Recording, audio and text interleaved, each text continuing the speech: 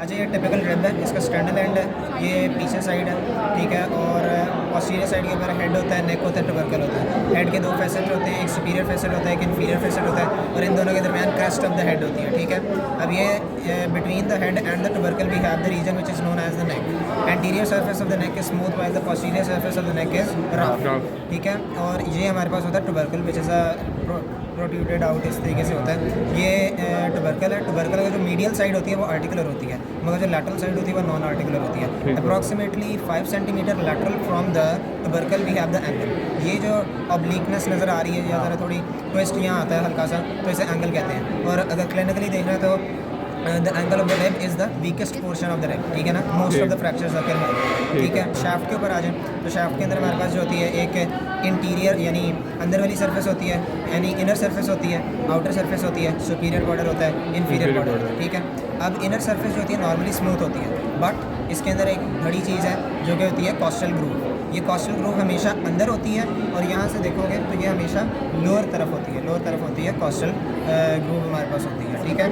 बाकी जो हमारा अपर एंड होता है यानी अपर सुपीरियर बॉर्डर कह सकते हैं, it is a bit thick and rounded edge compare to the inferior which is thin, ठीक है ना। और थिन बिल्कुल बिल्कुल जो होता है हमारे पास ऊपर वाला, उसका एक आउटर लिप होता है और एक इनर लिप होता है। अगर इस लाइन को रेफरेंस पॉइंट रखें तो जो इसके बिल्कुल यहाँ चीज़ आ रही है ना, इसे आउटर लिप कहते हैं। यहाँ एक्सटर्नल इंटरकॉस्टल मसल्स अटैच होते हैं, और जो इनर वाली होती है ना, ये इनर इधर है, यहाँ इंटरकॉस्टालिस इंटिमस और इंटरनल इंटरकॉस्टल मसल अटैच होता है, ठीक हो गया।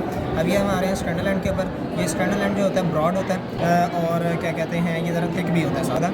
From interior and approximately 5 centimetre दूर जाओगे तो आपको एंटीरियर ऑब्लिक लाइन नज़र आएगी, इंडिस्टिंक्ट, इतनी प्रोमिनेंट नहीं होती, ठीक है।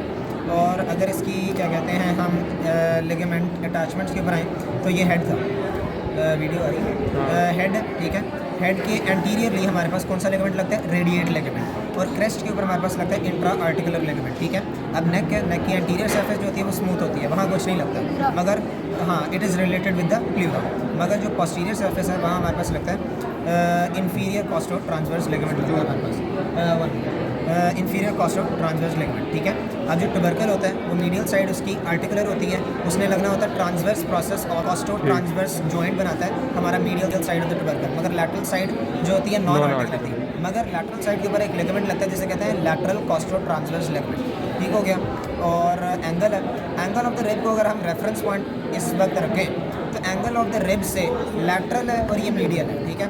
लैटरल साइड के ऊपर हमारे पास लगता है lateral fibres of the sacrospinalis muscle, ठीक है।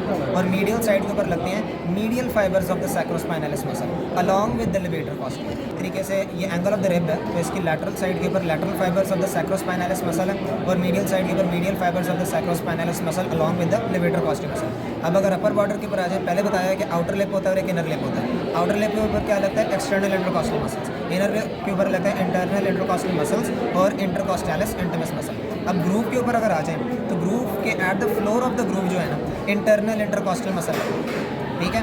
अब ग्रूव से ऊपर एक रिज होती है, ये किसे कॉस्टल रिज कहते हैं। इसके 2/4 के अंदर हमारे पास लगता है इंटरकॉस्टालिस इंटिमस मसल, ठीक है। और ये जो लोअर बॉर्डर है ना रिब का, lower border of the rib, यहाँ एक्सटर्नल इंटरकॉस्टल मसल लगता है, एक्सटर्नल इंटरकॉस्टल मसल लगता है, ठीक हो गया। और एंटीरियर एंड के जो यहाँ है medial and lateral end of the costal cartilage लगता है, जो कि आगे जाके जॉइंट्स बनाता है। और कार्टिलेज और जो रिब होती है उसके दरमियान प्राइमरी कार्टिलेजिनस जॉइंट होता है, जहाँ कोई भी मूवमेंट अगर नहीं होती, ठीक है। और बस